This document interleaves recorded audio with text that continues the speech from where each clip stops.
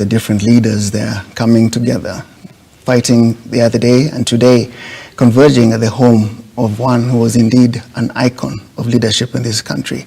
And when the news of his death, Professor George Magoha, was released yesterday, there was shock and disbelief among Kenyans. For indeed, we have lost a gallant leader, especially in the field of education. At his Yala home, neighbours have remembered the late Magoha as a great friend who had enormous kindness for family and colleagues. Our reporter Henry Tende now looks at a cross-section of how Professor Magoha will be remembered, who left an indelible mark in leadership. When history books are written, the name of the late Professor George Magoha will feature prominently among those who instituted reforms in the education sector.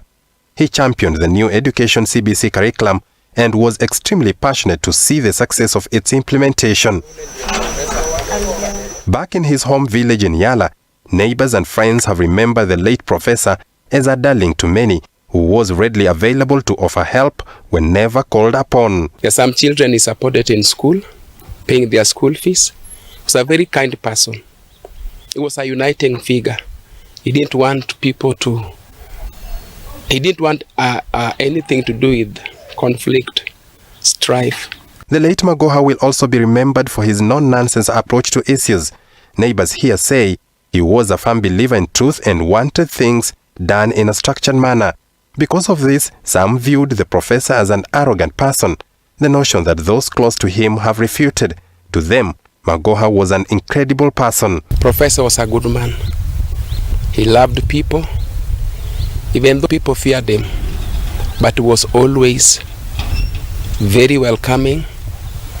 And the thing that made people fear him so much is that whatever he wanted done, he wanted to be done. He was feared, but he was always somebody who is ready to support. Far from his home village, parents, teachers and students of Bungoma DEB School say they will always remember the late professor for developing the learning institution. He visited the school 3 times. It's rare for a CS, busy as he was, to have visited one school 3 times.